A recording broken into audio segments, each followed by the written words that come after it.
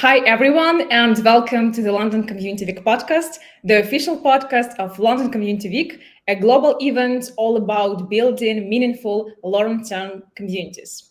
I'm your host, Kate Bova, and today I'm excited to introduce our guest, Lorena Seco de Herrera Ortega. Lorena is a passionate senior community manager at Advania, where she leads the development of vibrant community ecosystems that connect customers, partners, and prospects. With hands-on experience in launching new communities and scaling mature ones, she brings expertise in online platforms, events, advocacy programs, social media, and loyalty initiatives. From gamification to gathering member feedback, Lorena builds spaces that empower people and drive real business value. She lives and breathes community, and once you've seen its power, as she says, you can't unsee it. Lorena, welcome. It's a big pleasure to have you here. Thank you so much for having me. Super excited to have this conversation. So, Lorena, let's start with your current role. What are you focused on right now, and what type of communities or projects are you leading? Yeah, of course. So right now I'm leading the community at Advania. It's actually a brand new community that we've launched just 1 month ago. But obviously there's been quite a lot of work involved in getting it off the ground. And just for a bit of context, Advania is a large IT services provider. We're in the UK and in the Nordics, although the community is UK only for now. And we just focus on helping organizations transform the way they work through technology from a lot of different types of services and products. And the Advania community essentially will be and is already a customer hub. So it's the first online space where we're bringing together all of our customers, and it's quite an interesting moment to launch it because we've grown quite a lot by acquisition. So it's a very good opportunity to bring all of our different customers together, as well as our products and the services into one place. So yeah, really cool opportunity. Wow. That sounds like such impactful work. And I just wanted to ask you what originally drew you into the world of community and customer advocacy. Was it something that you planned in your career or something you grew into over time? Yeah, definitely something I grew into. I started out in somewhat related roles like marketing or even project management roles that I believe are very important to then become a community manager. But then, yeah, an opportunity came up, and it was sort of the first time that I saw that was a job. But it did tick a lot of the boxes in terms of what I wanted to do moving forward. So yeah, I accepted that opportunity. That was 5 years ago now, and since then I've just been in the field. So yeah, something I didn't even know existed really. Okay. I love that. And I wanted to ask you some advices because you're working a lot with customers, with partners, with prospects. And what advices could you give other community managers that who always working with customers, maybe with some customer advocacy programs? What your the main advices from your personal background? Yeah. Well, there's a lot, as you said. Definitely each community or each project or whatever you want to call it is completely different. So I've been lucky enough to work in different organizations with different challenges, and definitely can say that every time it was completely different. So definitely you need to spend quite a lot of time just understanding the lay of the land, just trying to talk to a lot of people internally, try to understand the relationships between them. It's quite a psychological type of job as well, and you need to build quite a lot of relationships, especially at the beginning. So definitely spend time on that, because then you will need it for sure. That's definitely one thing I would say. And then also just listening a lot, not only to people internally, but also to your customers, especially when building something new. I think it's quite easy to just get very excited and start planning a lot of things and working on things where you're just making assumptions of what might work or not, what might resonate or not. So again, just save your time by just having these conversations and asking people what they really want. Just a few conversations with customers would probably give you a pretty good idea already. So that's something that has worked quite well for me. I think the big red line of our podcast will be, don't forget to talk with your customers. Yeah, Don't forget to talk with your members, yeah, because it's so basically simple thing, but it's so important to do that. And sometimes we forget about that yeah. because that we know better what to do because we are community managers and so on. But yeah, I completely agree. It's 100% important. And you'll be speaking actually at London Community Week very soon. Yeah. And I know a bit about your topic, but can you give us a preview of your talk and why this topic matters right now? Yeah, sure. So I'm going to be joining a panel around AI in communities, especially Mhm. around AI in operations and moderation when it comes to community, and definitely very relevant topic. Everyone's talking about AI, but it's really key because I've realized, especially on the lead up to the event, that a lot of us are still not using AI, and is definitely something that we need to start getting confident with, is where the industry is going to go. And it just releases so much time of those day-to-day tasks that we're a lot of the time ingrained in. It just releases that time for you to focus on other things that are more important. So definitely want to make sure that people walk away thinking that it's not this big thing, that they need time to get their hair around. You can start small and you can start making progress in small examples, and we'll give some of those practical takeaways that you can sort of try out as soon as you get to work the next day. Because there's a lot that can be done, and I was a bit surprised that not a lot of people have gone and used it yet. Yes. That sounds incredibly timely because we're talking a lot about AI, but finally somebody will be talking about how to use it when you're a manager and how to use it in your own community. So looking forward to it. And could you please share one or maybe three big takeaways you want the audience to leave with after you talk? What would it be? Definitely one of the things that I mentioned around not using it, that takeaway would be, ask yourself, what's the cost you're paying for by not using it? It's a lot you're missing out on. So definitely that would be the first one. Just go and use it. The other one would be start small. So yes, there's a lot that can be done, and that's probably why it's a bit overwhelming. AI, as a general topic, but there are so many small things where it can be applied on, and you can see the difference that's making in your day to day right away. And then another thing that I'll mention in the talk, and we'll talk more about, is think beyond one tool or beyond one application. So it's not only about using, for example, ChatGPT, but there are other tools out there. There's Copilot. There's probably a lot of companies moving towards their own private version of AI. So depending on what you're using it for and what you got to get, you probably need a combination of those. And then it's very important to also think outside the box, and not only what you can do with AI, but can you connect that output or whatever you're doing with AI to another thing to make it even more effective. So I guess think a bit outside the box and think about the end-to-end process rather than just question and answer type of thing. Yeah. Thank you for sharing. I think it's powerful and clear. But of course, I know that you will be talking also about different cases, and so I just recommend everyone to join it. I am going to this panel discussion, so yeah, we are waiting for a lot of different cases, practical stories, and thank you for this topic. And Lorena, I just also want to talk a bit about your background and learning through failures. I ask everyone this question because I know that we are becoming better when we are doing some mistakes, and it's completely okay. But can you share with us some misstep that taught you something important on your journey? Maybe it was something with your customers or with members. So can you share with us? Yeah. So failures I've had a lot, as I'm sure a lot of us have had. So definitely a lot of examples about events with low attendance or struggling with engagement on the community.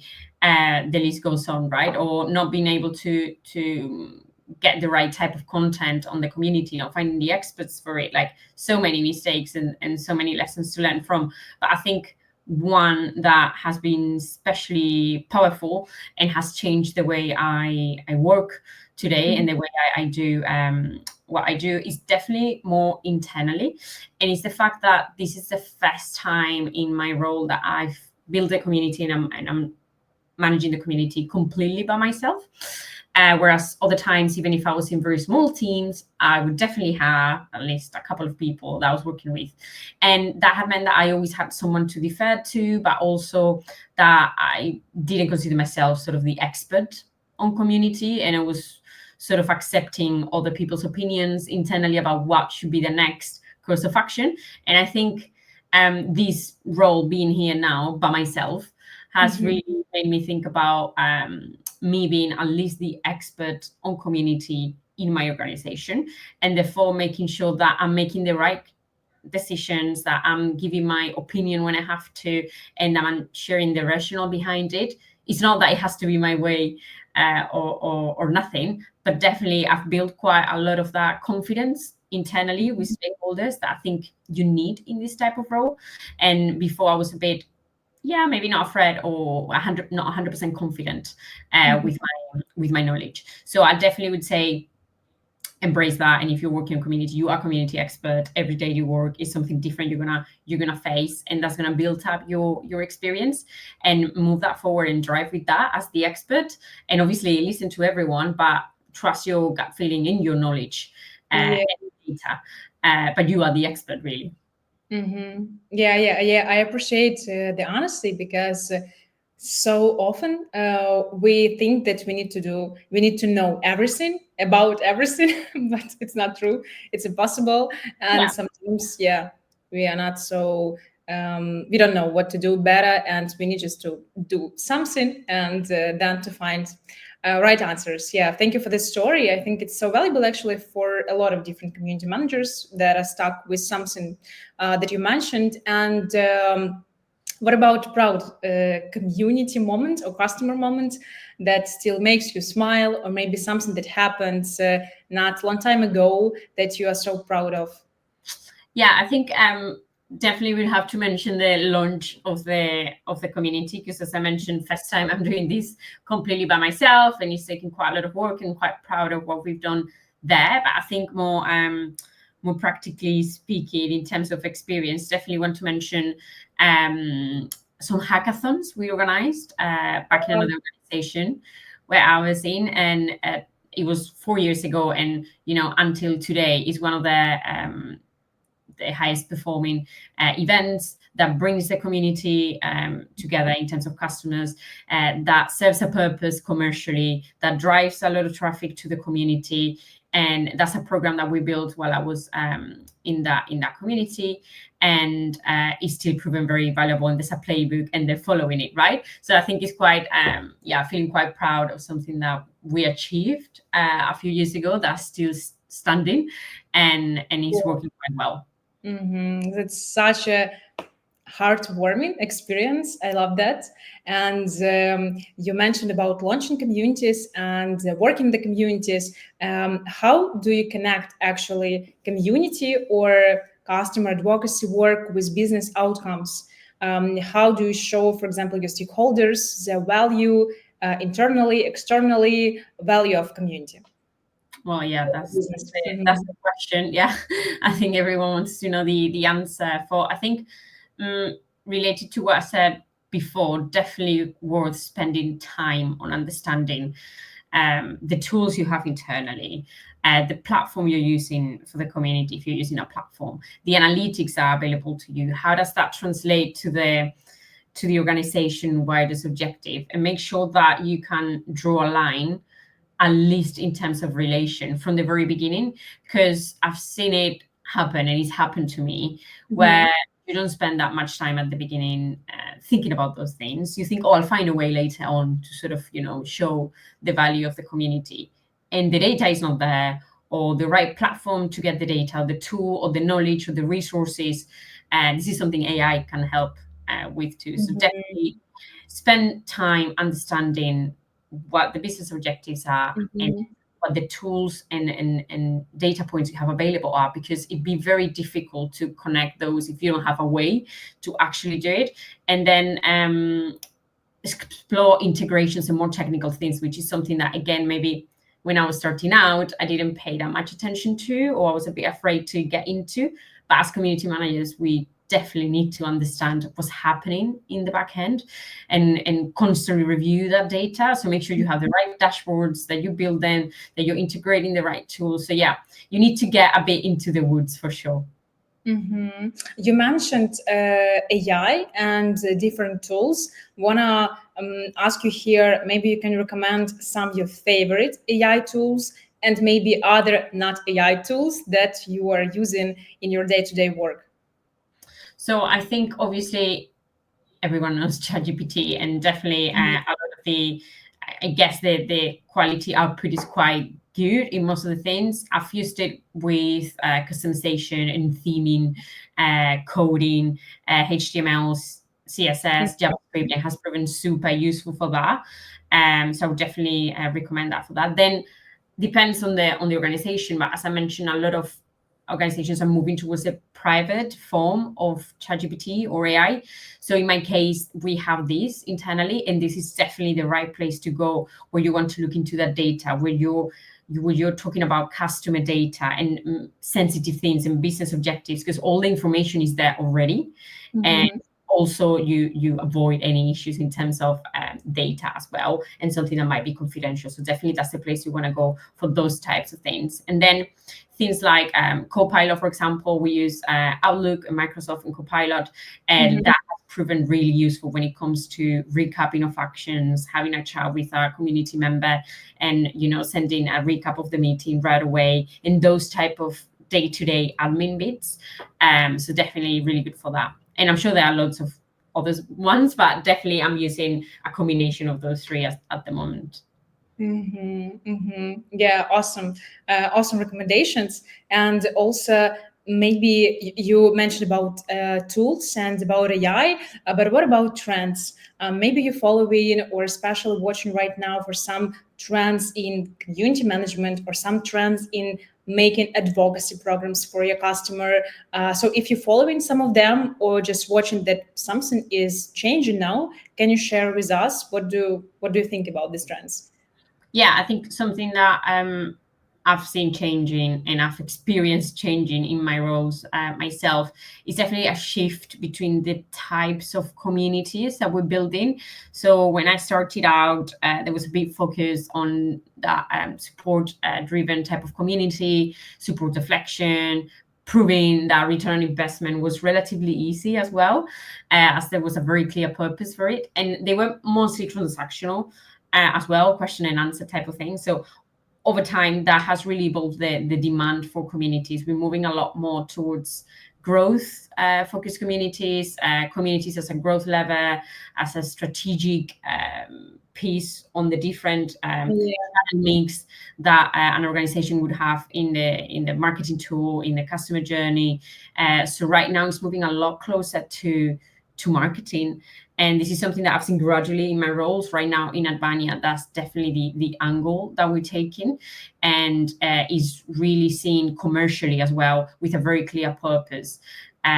So I think that's definitely a shift I've seen in the industry, and something that we need to evolve with, because there will be more focus on those type of communities and more resources on those types of communities. And that's I think where this is going and where we're going to be focusing on moving forward.